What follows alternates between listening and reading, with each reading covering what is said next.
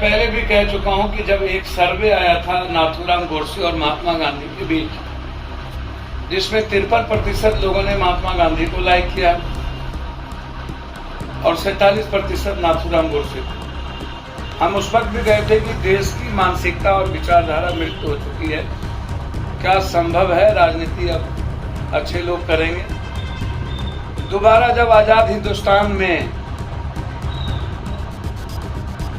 3 महीने से घटना घटित हो, ना तो देश के पीएम कभी कुछ बोलते हो, ना तो हम गृह मंत्री बोलता हो, ना ट्वीट करता हो, 150 से ऊपर लोग मर चुके हों, एक दूसरे के घर में एक दूसरे कौम लगातार खत्म करने की तैयारी मणिपुर में हो, मणिपुर रक्त रंजित हो गया हो, रक्तपात हो गया हो, मणिपुर रक्त चरित्र जैसी चीजें आम बन गई, और उसके बाद देश का पीएम भी मस्त, सीएम भी मस्त, और वहां की पूरी डेमोक्रेसी खत्म हो गई।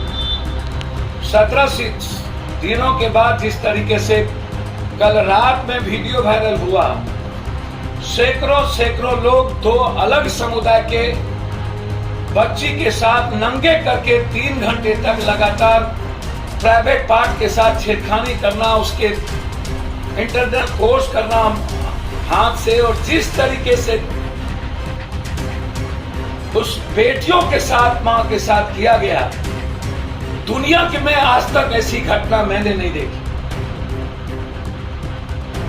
यदि ये वीडियो वायरल नहीं होता तो वहां के सबसे निर्दयी और निर्मम उस मुख्यमंत्री को एक दिन भी जीने का राइट नहीं है। सुप्रीम कोर्ट के 100 मोटो नोटिस के बाद वहां का मुख्यमंत्री कहता है एक घटना नहीं घटी है, सैकड़ों घटना घट चुकी है। क्या उसको चुल्लू भर पानी में डूब के नहीं मर जाना चाहिए? क्या ऐसे मुख्यमंत्री के खिलाफ सुप्रीम कोर्ट को अविलंब सख्त नहीं कर देना चाहिए? उस पर बलात्कार के केस लागू नहीं होना चाहिए क्योंकि उनके संरक्षण में बलात्कार किया गया, और वो खुद स्वीकार करता है कि एक नहीं सैकड़ों हुए हैं।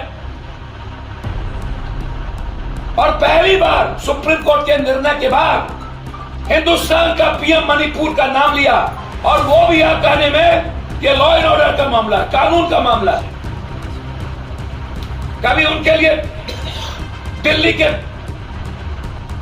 पर बैठी 3 महीना की बेटियां अपनी भीख मांगती रही, रेप की, एक बार नहीं बोले, और अब कहता है इतने निर्मम सामूहिक बलात्कार किए गए उस बेटियों का, हजारों भीड़ के सामने सामूहिक बलात्कार हुआ।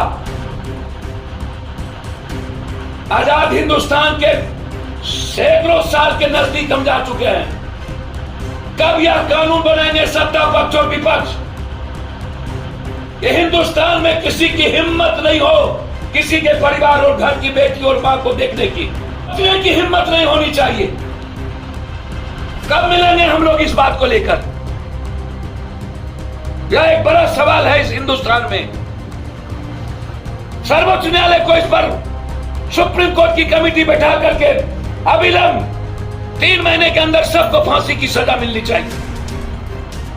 जो सरकार खुद दोषी हो, जिसने मरने और बलात्कार करने के लिए छोड़ दिया हो, उससे न्याय की उम्मीद कैसे की जा सकती है? और जो पीएम खुद कहता हो कि लॉ एंड ऑर्डर का प्रॉब्लम है, और छत्तीसगढ़ और राजस्थान के मुख्यमंत्री के से कहता हो कि सब लोग बलात्कार के सवाल पर आप लोग सजग होइए। सही किसी ने कहा था, नरेंद्र मोदी जी आप सिर्फ सत्ता के लिए जाने जाते हैं, चाहे बेटियों के बलात्कार पर हो, चाहे आम लोगों के कत्ल पर। ये नेता कोई भी, और खास तौर पर बीजेपी के और मणिपुर का ये दोनों व्यक्ति, छी छी छी छी छी छी। मैं ऐसे सवालों को लेकर बहुत ज्यादा दुखी हुआ हूं। क्या हम लोग जैसे लोगों को करना चाहिए कि नहीं राजनीति? मुझे एक बात समझ में नहीं आती, जिस देश में नारी को पूजा जाता हो और लगातार निर्भया के पहले जिस निर्भया की घटना पर जिसकी सरकार बनी, जिस नेताओं के चाल चरित्र से पोर्ट से लेकर के सेक्स का वीडियो वायरल हो, नेताओं का कोई चरित्र ना हो और बलात्कार जैसी घटना नॉर्मल बना दिया जाए, ऐसे पीएम और सीएम को रहने की जरूरत नहीं है। रिजाइन करना चाहिए नरेंद्र मोदी जी को। और सर्वोच्च न्यायालय को यह सवाल नरेंद्र मोदी जी से भी पूछना चाहिए था कि बीजेपी की गठबंधन की सरकार है, आपने सुरक्षा पर भरोसा दिया था, 3 महीने के अंदर एक बार भी आपने न ट्वीट किया और न ही आप वहां जाने का प्रयास किया। इसीलिए यह सवाल मणिपुर का नहीं है, यह सवाल साउथ और नॉर्थ का नहीं है, यह सवाल हिंदी पट्टी का नहीं है, यह सवाल दुनिया के बेटियों का है, यह सवाल हिंदुस्तान की मां और बेटियों का है। यदि आज हिंदुस्तान चुप रहती है तो आने वाला समय में किसी भी घर की बच्ची सुरक्षित नहीं होगी। निकलना होगा हिंदुस्तान की मां और बहनों को इस सवाल को लेकर।